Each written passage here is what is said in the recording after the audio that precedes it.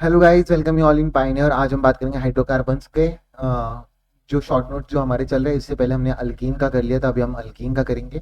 I hope so आपने सारे lecture अच्छे तरीके से देख लिए होंगे शॉर्ट नोट्स को। ठीक है, अभी हम इनको अच्छे तरीके से अल्कीन के जो है शॉर्ट नोट्स को देखेंगे। ठीक है, हाई डिमांड के ऊपर आपको जो हाइड्रोकार्बन का आ ही गया है आखिरकार रिवीजन। तो शुरू करते हैं। तो अल्कीन की अगर मैं बात करूंगा, इसमें आ जाता है मेथड ऑफ प्रिपरेशन की बात करते हैं। यहाँ पे मेथड ऑफ प्रिपरेशन में अल्कीन में बहुत सारी चीजें हमें पता है। डीहाइड्रो हेलोजिनेशन, यहाँ पे हाइड्रो को हटा दिया है, आई डोंट नो व्हाई। एक मिनट गाइस, मैं एक बार इसको कर ही देता हूँ।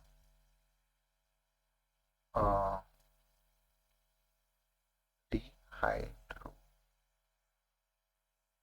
ठीक है।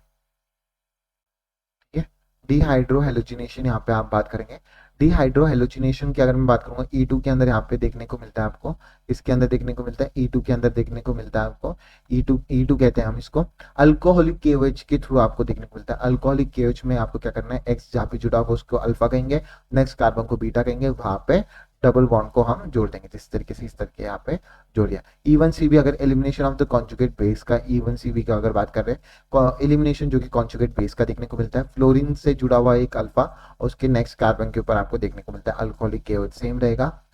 माइनर और मेजर देख रहे हैं। When the leaving group is poor, जब आपको कॉन्जुगेट इवन सी भी कब करोगे, जब आपका लिविंग ग्रुप बहुत ही ज्यादा पुअर होगा, जैसे कि एफ और NR3 और SR2 इस तरीके के देखने को मिलेंगे।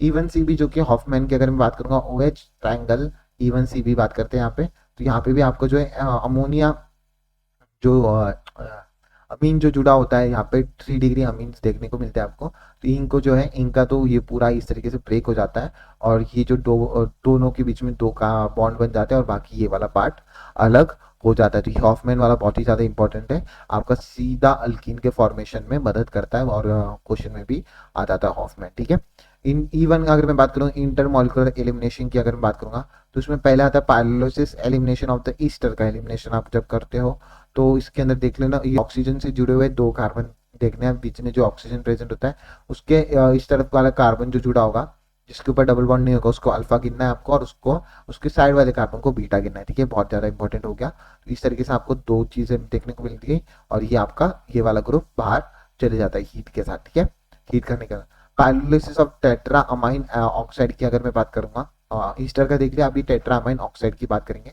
तो जो आपका एन है, उसके एन से अटैच जो भी कार्बन होगा उसको हम अल्फा कंसीडर करेंगे, और उसके साइड में जो बीटा होगा उसको उसके साइड वाले कार्बन को बीटा कंसीडर करेंगे। तो यही एक एक्सेप्शन है यहाँ पे। इस तरीके से आपको फिर से अल्कीन का फॉर्मेशन देखने को मिलता है। H2O2 आपका रिएजेंट होता है, यहाँ पे हीट आपका रिएजेंट होता है। फिर उसके बाद हाइड्रोजनेशन ऑफ अल्काइंस की अगर मैं बात करूंगा, हाइड्रोजनेशन ऑफ अल्काइंस की अगर मैं बात करूंगा, तो अल्काइंस में PDBSO4 जो कि लिंडलार रिएजेंट है, उसके थ्रू भी आपको अल्केन देखने को मिलता है, अल्काइन देखने को मिलता है।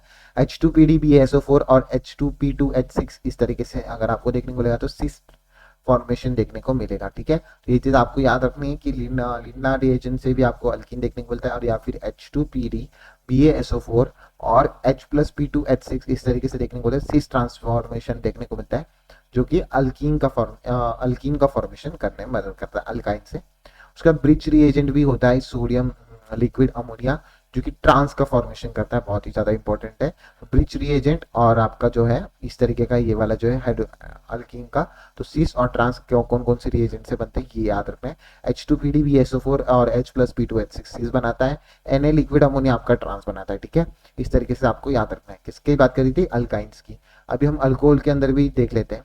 अल्कोहल की अगर मैं बात करता हूँ, तो RC ROH इस तरीके का लोन पेयर देखने को मिलेगा। H+ का फॉर्मेशन होगा, R+ देखने का रीअरेंजमेंट पॉसिबल, हीट करने के बाद आपका अल्कीन देखने को मिलता है। तो H+ और हीट आपका मेजर रोल प्ले करते हैं डिहाइड्रेशन ऑफ अल्कोहल में। ठीक है, नेक्स्ट बात करते हैं प्रॉपर्टीज ऑफ अल्कीन की अगर मैं बात करूंगा, तो इलेक्ट्रोफिलिक एडिशन रिएक्शन यहाँ पे होती है। उसमें क्या आता है, रीएजेंट। रीएजेंट भाई यहाँ पे पता नहीं किसने, रिएजेंट की यहाँ पे बात करूंगा मैं। तो रिएजेंट जो कि आपका आ जाता है एक HX dilute sulphuric acid concentration, cold concentrated sulphuric acid, carbocation आ जाता है। तो रिएजेंट की अगर मैं बात करूंगा, HX के अंदर disulphuric acid, cold concentrated sulphuric acid, carbocation का फॉर्मेशन H+ के अंदर देखने को मिलता है। रीअरेंज इफ द पॉसिबल, अगर रीअरेंज कर सकते हो CH2C double bond CH2 double bond CH2 इस तरीके से आपको देखने को मिलता है, H प्लस देखने को मिलता है। रीअरेंज इफ पॉसिबल, आपका पॉसिबल है तो रीअरेंज आप कर सकते हो। अल्किन और अल्काइंस की अगर मैं बात करूंगा तो अल्किन ज्यादा आपको इलेक्ट्रोफिलिक एडिशन रिएक्शन में देखने को मिलता है। इन कॉन्जुगेशन अल्काइन आपका ज्यादा होता है अल्किन से, पर आपका जो है इलेक्ट्रोफिलिक एडिशन रिएक्शन में अल्किन ज्यादा होता है अल्काइन से। तो ये चीज आपको दोनों भी याद रखनी होगी। नेक्स्ट बात करते हैं कंसंट्रेटेड H2SO4 जो कि डायमराइजेशन ऑफ अल्किन की बात करते हैं हम। तो आई होप सो आपको समझ में आ रहा है। प्रॉपर्टी इलेक्ट्रोफिलिक एडिशन रिएक्शन में आपका H प्लस का है। रिएजेंट HX हो सकता है, डाइसल्फ्यूरिक एसिड हो सकता है कंसंट्रेटेड, और कोल्ड कंसंट्रेटेड सल्फ्यूरिक एसिड भी हो सकता है, डाइल्यूट के जगह पे कार्बोकेटाइन का फॉर्मेशन करता है। कंसंट्रेशन ऑफ H2SO4 जो कि डाइमराइजेशन ऑफ अल्कीन के नाम से हम जानते हैं, जिसमें एक्ट एज बोथ इलेक्ट्रो और न्यूक्लियोफिल की तरह एक्ट करता है। तो कंसंट्रेटेड H2SO4 जो कि आपका आपका सीधा डायरेक्ट आपका जो है कन्वर्ट हो जाता है अल्केन में। सारे डबल बॉन्ड हटाकर इसमें एक और ग्रुप इस तरीके से जुड़ गया, इसका एक और सिमिलर ग्रुप इसके R के थ्रू जुड़ गया, R और ठीक है। आई होप सो समझ में आ रहा होगा। रिएक्शन विद HBr जो कि परऑक्साइड के साथ है, तो परऑक्साइड में DM एंटी मार्कोनिफ रूल करता है, एंटी मार्कोनिफ रूल यहाँ पे बनता है। RCH double bond CH2 H plus Br minus, peroxide आपको देखने को मिलता है RCH2 Br इस तरीके का आपका आ जाएगा। तो रिएक्शन विद HBr जो कि परऑक्साइड में आ जाता है, direct method anti Markovnikov rule. Anti Markovnikov rule आपको पता होगा, जिसके अंदर कम हाइड्रोजन होते हैं वहां पे जाके सॉरी जिसके पास ज्यादा हाइड्रोजन होते हैं वहां पे Br आपका जाके जुड़ता है, ठीक है। नेक्स्ट बात करते हैं रिएक्शन विद द X2CCl4, बहुत ही ज्यादा इंपॉर्टेंट है अल्केन के अंदर। X2CCl4 में क्या हो जाता है, X और X आपका जो है H2O या फिर CCl4 कोई भी ले लो, एंटी एडिशन यहाँ पे देखने को मिलता है। उसके बाद अगर आपको X2 और HO माइनस X माइनस और H2 अगर आपको देखने को मिल जाए तो उसमें आपको एक में OH जोड़ना है और एक में X जोड़ना है, ठीक है। ये आपका रिएक्शन हो जाता है। रिएक्शन विद द जेलेडियन रिएजेंट इंटर हैलोजन कंपाउंड की अगर मैं बात करता हूँ, इंटर हैलोजन कंपाउंड की अगर मैं बात करता हूँ तो R CH double bond CH2 इस तरीके से NO plus Cl minus XX dash EN अगर मैं बात करूंगा तो XX डैश में X की कम है X डैश से, तो आपका जो है जिसका EN कम होगा वो Cl इस तरीके से जुड़ गया। NO2 आपका मोर हाइड्रोजन के पास जुड़ गया, Cl आपका लेस हाइड्रोजन के पास जुड़ गया। ऑक्सीमर्कुरेशन डीमर्कुरेशन बहुत ही इंपॉर्टेंट है। आई होप सो आपको ये रिएक्शन समझ में आ रही है, इनके रिएजेंट भी समझ में आ रहे हैं, ठीक है। ये X2CCl4 बहुत ज्यादा इंपॉर्टेंट है, ठीक है। X2H2O ये भी आपका इंपॉर्टेंट है। इंटर हैलोजन भी हमने बता दिया, ठीक है। ऑक्सीमर्कुरेशन डीमर्कुरेशन इसमें क्या आ जाता है, मर्क्यूरी और Ac2H2O NaBH4 आ जाता है रिएजेंट। Ag2 प्लस H2 और NaBH4 आपका रिएजेंट आ जाता है। RCH CH3OH ये आपका OH आ जाता है। और इसमें मार्कोनिक रूल रखता है। मार्कोनिक रूल मतलब ये होता है कि जहाँ पे ज्यादा कम है हाइड्रोजन होंगे वहां पे जाके आपका एडिशन होगा न्यूक्लियोफिलिक का, ठीक है। हाइड्रोबोरेशन बोरेशन ऑक्सीडेशन अगर मैं बात करूंगा, ऑक्सीमर्कुरेशन डीमर्कुरेशन देख लिया, हाइड्रोबोरेशन ऑक्सीडेशन देख लेना। B6H6THF H2O2OH माइनस बहुत ही इंपॉर्टेंट है, बहुत बार सवाल में पूछा जाता है। यहाँ पे एंटी मार्कोनिक रूल रहेगा, OH आपका मोर हाइड्रोजन के पास जाएगा। तो आई होप सो आपने देख लिया होगा। तो यहाँ पे OH आपका मोर हाइड्रोजन के पास जाएगा, ठीक है। हाइड्रोबोरेशन प्रोटोनेशन में भी आपका जो है रिएजेंट तो सेम ही है,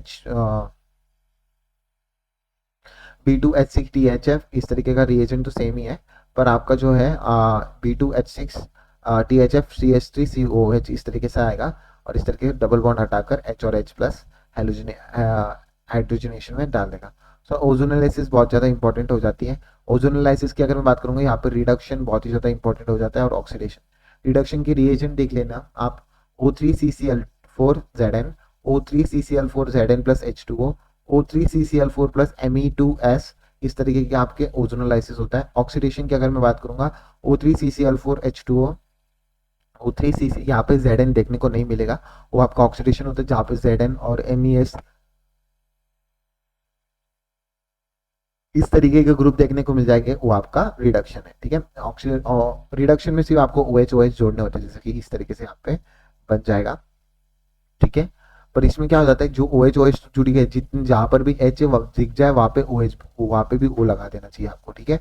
वो आपका आ जाएगा, ठीक है। तो वहां पे भी OH लगा देना चाहिए, क्योंकि H2O2 KMnO4 हॉट KMnO4 भी प्रेजेंट होता है, जो कि H को भी जोड़ने में मदद करता है। उसके बाद देखते हैं D hydro hydro oscillation of the alkyne, D hydro oscillation of alkenes. तो सिन हाइड्रो ऑक्सीलेशन, सिन का हाइड्रो ऑक्सीलेशन जो कि डाइल्यूट के एमिनोफोर को यहाँ पे इस तरीके से OH में जोड़ देता है। D carboxylation of the alkyne के अंदर सीन हाइड्रोजन एंटी हाइड्रोक्सिलेशन में भी सेम चीज यहाँ पे आ जाती है। एंटी में आपका रिंग ले लिया, सिन में आपका प्लेन ग्रुप ले लिया। तो उसमें डाइल्यूट के MnO4 भी याद रख लेना और OSO4 प्लस एक्वस NaHSO3 भी आपको याद रखना है। उसके बाद बात करते हैं रिएक्शन विद CHCl3 BS। तो CH2N2 जो कि हीट के प्रेजेंस में रिंग बना देता है। Reaction with CH2CnHV, okay, HV के साथ आपका हीट के साथ फिर से बात कर रहे हैं यहाँ पे। ये तो बेस के साथ हो गया, यहाँ पे भी रिंग बनेगी और यहाँ पे कोई भी ग्रुप नहीं आएगा, यहाँ पे ग्रुप आ गया है CCl2।